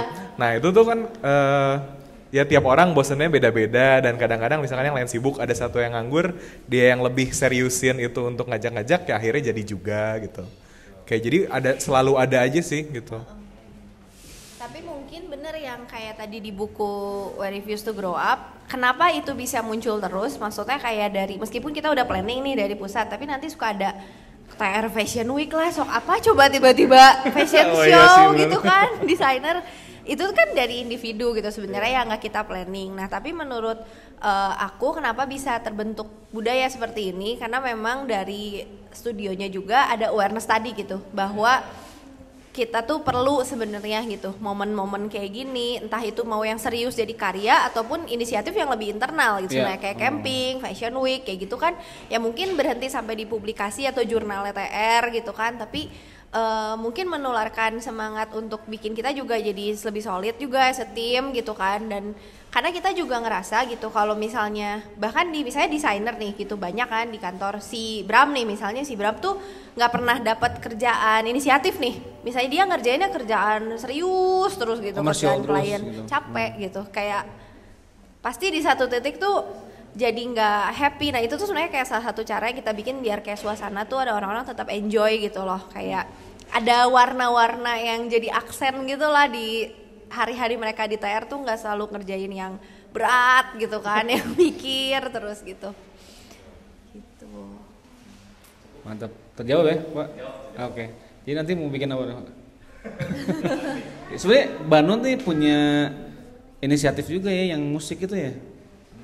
Mungkin menarik. mungkin ceritain juga boleh nggak? Boleh dong seru nih. Sama Ini bersama nih bermusiknya sama Oleh yang mau cerita. Boleh? Mau ceritain? Kaget. Iya, proyek inisiatif. Karena ini sebenarnya banyak bukan cuman konteks desain doang ya, tapi musik apa semua. iya Halo, jadi seperti yang Mas Banu bilang tadi mungkin tentang proyek inisiatif antara aku sama Mas Banu. Jadi sebelumnya aku tuh proyek inisiatif aku sendiri kayak lebih suka dan lebih sering ngumpulin archive musiknya dari teman-teman sih gitu. Nah dari situ dari sering archive atau sering ngumpulin musik-musiknya teman, mixingnya teman, akhirnya dapat kesempatan buat ada beberapa teman yang bisa dan mau untuk ngerilis produksi lagunya gitu. Jadi akhirnya setelah rilis produksinya itu ada inisiatif ke depannya gitu kayak dari tadinya cuman iseng-isengan untuk bikin ya ngumpulin lagu doang gitu akhirnya sampai bisa ke ngerilisin si lagu-lagunya dari teman-teman ini gitu.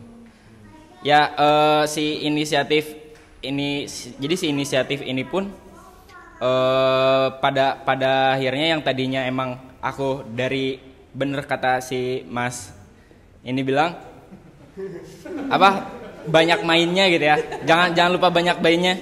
Jadi emang aku di sini sambil untuk si seriusnya tuh ada di studio, untuk si mainnya tuh di project inisiatif ini gitu. Jadi kayak emang aku coba balance aja antara kayak bisa lebih ya lebih praktikalnya dan bisa lebih mainnya juga gitu. Paling gitu sih. Keren. Ya. Nama kolektifnya apa? Record 7 Lost After 20. Records After 20. Habis jam kantor ya kerja ini. After 20. Oke. Iya, aku juga kemarin sempat dengerin rilisan mereka apa band-band dari Singapura ya. Iya, nggak tahu teman mereka emang internasional. Oh, saya juga, wah ini anak muda nih keren banget nih. Iya. Tapi kalau di TR kan lihat-lihat dari dulu kan suka musik-musikan juga tuh. Mas Erik ya. Gitar-gitaran yang gitu. Mas Eriknya tapi kita bikin band atau band. Mas Erik sih dulu ngeband pada masanya ya. Kalau yang sekarang kita suka ganti-ganti. Jadi kayak dulu gimana ya itu sih gimana timnya ya kayak dulu zaman dulu TR yang sebelum kita nih. Banyak ya yang ngeband ya Bram. Kayak lumayan sealiran lah sama Mas Erik gitu. Pernah ada masanya banyaknya sukanya Disney gitu ya, jadi rada unyu-unyu gitu ya, pernah ada juga gitu. Oke. Oh dulu ada Cempaka. Iya, ada Cempaka. Sekarang kan nama RK kan. Evan juga kan dulu Iya, Disney, Harry Potter iya, gitu kan. Dan kalau sekarang enggak ya, nggak lagi musik ya. Lebih ke apa ya sekarang? Kuliner? Kuliner tuh semua setiap hari gitu. Masak gitu. Tiap hari mikir apa ya. Oke, iya, berarti kayak apa ada season-seasonnya gitu ya. Maksudnya kayak pas pergantian tim ini kayak oh nih directionnya ke sini, oh embrace ke sini gitu ya. Terus kadang-kadang tuh tergantung itu sih kita kayak komposisi tim membernya tuh lagi banyak interestnya kemana gitu. Mungkin akhir-akhir ini banyak yang misalnya arahnya gitu ya kayak ada yang karena mungkin masih ada kayak kita gitu kan kayak aku Bram sama Ritter kan udah lumayan lama nih Bram. Berapa lama Bram? 12 tahun. Ini mau 8 kan ya? Udah mau 8 tahun. Swindu. 7 tahun gitu. Jadi ya mungkin yang banyak keluar akhir-akhir ini kan dari ya kita-kita gitu timnya. Tapi di era sebelumnya beda kan kalau dilihat inisiatifnya gitu. Karakteristiknya tapi ya udah maksudnya di embrace-nya enggak kayak aduh nanti kalau si si Bram resign nanti enggak ada lagi yang lucu gitu, enggak ada yang pakai mainan. Ya udah enggak apa-apa ya nanti ada yang lain gitu kan. Jadi lebih embrace personalnya itu juga sih gitu. Gila-gila ini wisdom banget nih, wisdom of the studio. Asli ya sih, apa kita embrace yang apa yang kita punya gitu. Oke, menarik. Ada mungkin siap Jess. Halo, sebelumnya aku sangat mengapresiasi karena sesi ini aku seneng banget ngedengerinnya tentang gimana kita tuh harus ada inisiatif biar bisa have fun. Karena aku tuh orangnya BM banget, aku banyak mau. Aku tuh lagi pengen ngeriset banyak hal, mungkin kayak aku tuh lagi pengen banget ngarsipin kayak suara-suara pedagang kan kalau biasa kita tahu ada kue putu, terus kayak mie tek-tek kita tuh tahu ini tuh pedagang yang mana cuma dari suaranya. Aku tuh pengen banget ngarsipin itu, terus kayak sekarang juga aku bagian dari sama kayak Mas Banu, Rupa Desain, ngarsipin desain. Terus sebelumnya aku pernah sama Nael. Aku kan backgroundnya product design, terus aku tuh lagi suka banget sama cable ties karena growing up papa aku tuh toko, terus banyak banget toko sepeda, terus banyak banget cable ties gitu. Jadi berawal dari situ aku suka banget sama cable ties, terus akhirnya tergabung di semacam kolektif namanya Otak-Atik Kotak. Terus kita juga udah pernah kick off di apa tuh namanya? Oh di iCat. Di iCat pernah ikutan, iya itu berawal dari inisiatif senang-senang aja sih. Nah tapi yang mau aku tanyain, aku tuh tadi ngedengerin katanya di TR itu lingkungannya suportif banget. Nah ini yang mau aku highlight kayak kakak-kakak di sini ngerasain Mas Erik ya berarti ya, yang Mas Erik tuh sebagai founder dan kan role managing orang juga kan. Nah itu tuh berarti kunci dari environment yang sehat tuh di manajernya gak sih? Kalau yang dari aku tangkap kayak di luar anggota-anggotanya, manajernya tuh juga berperan banyak kan. Aku tuh jadi penasaran kayak kalau dari point of view kakak-kakak, apa sih hal-hal yang Mas Erik lakukan yang itu tuh mendorong kakak-kakak buat kayak oh ya udah ngelakuin inisiatif aja. Karena yang aku perhatiin nggak semua tempat, nggak semua kolektif tuh punya manajer yang bisa mendorong anggotanya buat punya inisiatif gitu sih. Terima kasih. Oke. Ya. Sekarang kita pindah teritori, jadi ngomongin bos. Iya. Ngomongin orang. Ngomongin orang. In a good way. Jagonya. Sebenarnya ya. Gitu. Jadi kalau apa yang gue alamin sih, kalau gue ngelihat karakter Mas Erik gitu, yang spesialnya adalah mungkin kita tuh bisa lihat itu bukan hanya dari ngebiarin kalau dia seneng inisiatifnya apa dibiarin atau disupport. Sebenarnya bukan dari situ doang sih, bahkan dari kerjaan pun gue ngerasa dari awal masuk TR tuh salah satu yang spesialnya tuh itu gitu. Jadi mungkin kalian suka denger juga kalau orang misalkan, kalau yang gue dengar cerita dari teman-teman gue ya, kalau orang masuk agensi tuh secara hierarki kan sangat strict gitu, kayak direction segala macam tuh harus dari atas ke bawah. Kreatif director ngomong apa, turunin art director ke desainer. Desainernya Makin drafter ya kerjaan. iya, makin bawah makin technical, makin drafter. Sedangkan yang gue rasain di TR tuh, Mas Erik selalu ngasih ruang kita untuk mulai dulu gitu. Misalkan kita hasil risetnya seperti apa nih? Kita ada ide gini. Dia tuh selalu coba build up dari apa yang udah kita cari atau kita temukan gitu. Jadi bukan langsung kayak kayak gini aja Bram, ini arahnya ke sini. Tapi dia ngelihat kita tuh nemuin apa, kita tuh kuatnya di mana, kita jagonya apa, coba di build up dari sana gitu. Nah itu sebenarnya kan kelihatan dari culture secara pekerjaan pun kayak gitu, apalagi ketika masuk something yang lebih sifatnya personal masing-masing, inisiatif. Itu otomatis pasti lebih didukung lah gitu. Dan menurut gue, apa yang gua, Ira, dan Ritter alami dari yang dididik oleh Mas Erik seperti itu, yaitu secara nggak langsung bikin kita jadi pengen kayak gitu juga ke desainer-desainer kita gitu, karena kita ngerasain sendiri ya manfaatnya lah kalau kasarnya gitu. Kita ngelihat cara seperti ini tuh sangat enjoyable dan sangat works untuk kita gitu. Kenapa kita nggak terapin juga ke anak-anak gitu. Jadi kita pun sekarang ya hopefully lah ya, kita pun berharapnya kita bisa nge-support masing-masing untuk tumbuh sesuai dengan kekuatannya masing-masing gitu. Dan yang nanti itu yang akan jadi kekuatan kolektif studionya juga kan gitu. Mungkin gitu. Ada perspektif lain untuk bosnya? Mungkin nambahin menurut aku ini ya, program kurikulum yang dari dulu kan sebenarnya udah ada. Yang dulu dari intern kurikulum. Jadi dulu tuh kalau masuk, nggak dulu sih sekarang juga, kalau masuk TR itu dari intern ataupun full time pasti kita kasih kurikulum dulu gitu. Kurikulumnya tuh kalau dulu tipografi aja, tapi sejak tahun 2018 kita bikin ada branding juga. Nah kenapa sih kita bikin ini? Selain memang untuk mengasah basic skill yang mereka related to the field yang memang kita butuhin gitu kan, tapi juga sebenarnya buat menggali interest mereka, karena kan itu lebih luas nih kalau misalnya ngerjain klien project, meskipun prosesnya kayak tadi gitu ya. Jadi kayak misalnya ada brief tuh, di brief terus ya udah lu explore dulu bebas gitu. Bahkan itu dari desainernya, bukan art directornya dulu gitu yang suruh explore gitu kan. Nah tapi kadang-kadang kan ada limitasi ya kalau di klien kan, maksudnya klien project lebih banyak objektif dan consideration yang harus kita jadiin bahan untuk explore gitu kan. Nah jadi si kurikulum ini karena lebih bebas, itu tuh ruang untuk menunjukkan interest elu, terus ke apa ajang ya, ujuk gigi. Iya kayak bahkan tipografi juga fontnya pilih font yang lu suka gitu.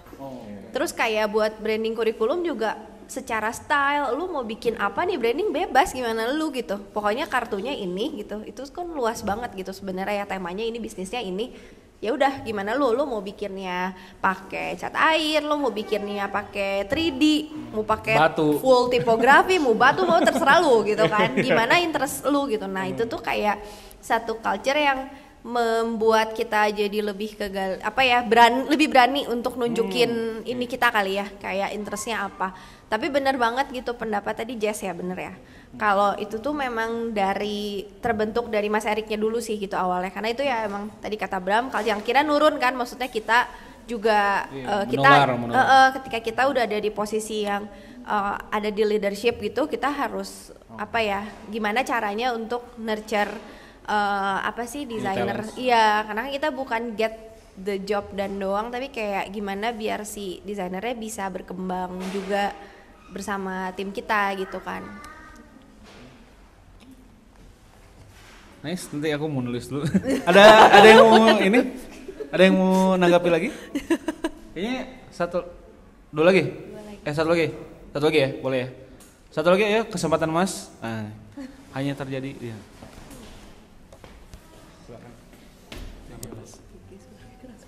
Halo Mas Bram, Mbak Ira. Saya Dio dari kebetulan baru mau tesis semester depan ini. Sebagai seorang desainer ya, kita semua mungkin di sini ada salah satu missing puzzle gitu. Ketika nggak terjun di industrinya langsung gitu. Dalam tanda kutip seorang praktisi desain. Nah, yang mau saya tanyakan tuh lulusan S2 itu apakah bisa langsung kerja dalam artian di sini skupnya di industri seperti di studio atau di agensi itu untuk dibutuhkannya seperti apa sih seorang lulusan S2 dengan dibandingkan dengan lulusan S1 pada umumnya gitu. Yang mana beberapa pembicaraan sebelumnya, kebetulan di acara ini juga sebenarnya seorang lulusan yang kemarin ya Mas, itu kan praktisi itu mending SMK aja gitu daripada S1. S1 kan pemikiran seorang art director gitu, harapannya S1, S2 harapannya akan ke sana. Kemudian requirement seperti apa sih yang dibutuhkan agensi, studio? Mungkin di sini TR atau pot branding Mas Besot mau ngasih pendapat gitu. Ngasih pendapat juga dong. Requirement seperti apa gitu yang dibutuhkan, yang mana seorang lulusan bukan S1 mungkin di S2 gitu ketika kerja di agensi, di studio tuh requirement yang seperti apa gitu. Kurang lebih mungkin seperti itu sih. Makasih. Spesifik S2 ya? Iya, soalnya kan kalau saya tangkap S2 akademisi. Yes, ranahnya ya. Kalau mau jadi praktisi di industri dulu. Di industri dulu, oke. Oke. Kebetulan di sini kita hadirkan ada yang S2 lalu masuk di grup. Iya. Kebetulan ada fast track. Oke. Itu keresahan yang saya rasakan juga Mas waktu mau lulus S2. Malah sempat ngobrol juga sama istrinya Satria tuh yang kemarin. Nah, kan itu kita fast track bareng kan. Kita tuh nggak berani terlalu nunjukin udah S2 waktu mau apply kerja karena kita tuh nggak ada pengalaman kerja kan. Beda mungkin kayak Mas Aulia kan udah ini dulu ya, udah banyak gitu karyanya tuh udah keren gitu. Baru dia tes S2 gitu. Kalau aku kan masih butiran debu gitu ya. Terus tiba-tiba S2 gitu kan. Begitu ke industri tuh agak gak pede karena ngerasanya gak punya pengalaman secara praktisi di industri gitu kan. Tapi bawa gelar S2 tuh kesannya kayak minta jabatannya udah langsung senior atau misalnya gajinya langsung tinggi. Nah mindsetnya tuh aku gak berani ke situ sebenarnya gitu. Tapi yang aku rasain apa yang di-demand dari industri, mungkin kalau buat di TR tetap gak akan bisa kalau belum ada pengalaman kerja ya, maksudnya konteksnya S2-nya kayak aku dulu, kayaknya nggak akan bisa untuk langsung jadi di leadership. Misalnya jadi senior art director, senior graphic designer ataupun art director, tetap startnya tuh dari bawah gitu. Jadi aku junior juga dulu ya? jadi junior, jadi graphic designer dulu gitu. Tapi secara skill yang aku rasain, aku tuh dituntut lebih punya kemampuan secara mungkin analyticalnya ya, kayak analyticalnya. Terus mungkin S2 kita aku S2 di ITB juga kayak Besot kan. Jadi kalau di ITB kan lebih gitu ya, lebih research, terus analisis, kayak memetakan sesuatu gitu kan ininya tuh gitu. Bukan S2 yang mengasah lebih ke kemampuan desainnya, skill ininya gitu kan. Jadi lebih ke yang pemikiran kayak gitu-gitu. Nah, jadi aku tuh ngerasa aku di expect, harus dikonfirm ke Mas Erik ya sebenarnya, cuma aku dirasa waktu itu di expect untuk bisa tackle di sisi itu gitu. Jadi membawa pemikiran-pemikiran yang lebih analytical, lebih sistematis gitu, lebih bisa berpikir secara sistem kayak gitu. Nah jadi kayak secara skill di sisi itu gitu yang ini, tapi kalau secara jenjang karir dan kayak gaji kayak gitu sebenarnya sama aja kayak start dari awal untuk di industrinya.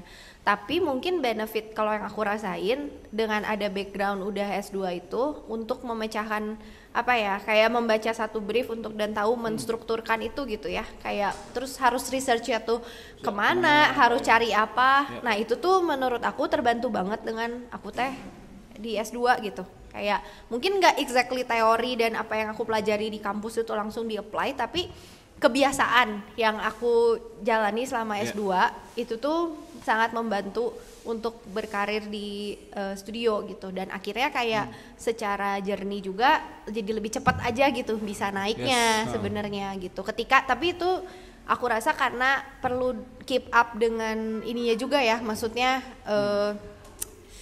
bukan cuma mikir konsepnya doang lah gitu, maksudnya kayak secara ininya juga harus bisa keep up dengan ini gitu.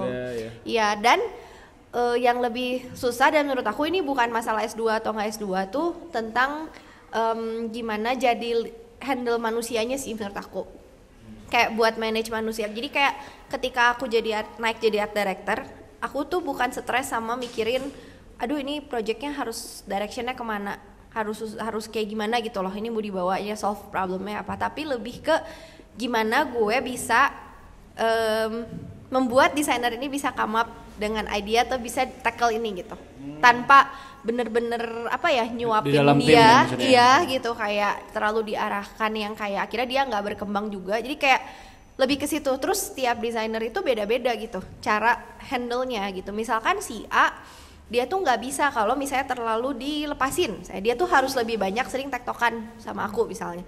Itu tuh hal-hal yang harus dijalani dengan jam terbang, udah tahu ini timnya, udah kenal dia kayak gimana, harus memahami karakternya gitu kan masing-masing desainernya. Nah menurut aku ketika semakin tinggi levelnya juga tuh lebih ke skill-skill kayak gitu tuh nggak yang orang banget gitu, kayak harus memahami internal tim sendiri, dan ketika menangani klien gitu pas keluar juga itu tuh jam terbang banget gitu, yang kita kan kalau nggak pernah ketemu klien gimana gitu caranya, karena banyak sekali pertanyaan-pertanyaan tuh yang kayak emang harus dijawabnya kayak kadang-kadang lu tuh bukan masalah teori desainnya karena kayak gini, tapi itu tuh benar-benar skill apa ya, communication banget gitu, yang kayak dan mesti ngebaca ini kalau kayak gini dia tuh kitanya harus bawanya pakai data misalnya supaya meyakinkan dia misalnya, atau enggak kalau tipe klien yang kayak gini mereka nggak bisa nih misalnya aku tuh present harus terlalu bertele-tele, iya harus dikasih sesuatu yang lebih praktikal misalnya, atau nggak ada juga yang oh ini mah justru harus lebih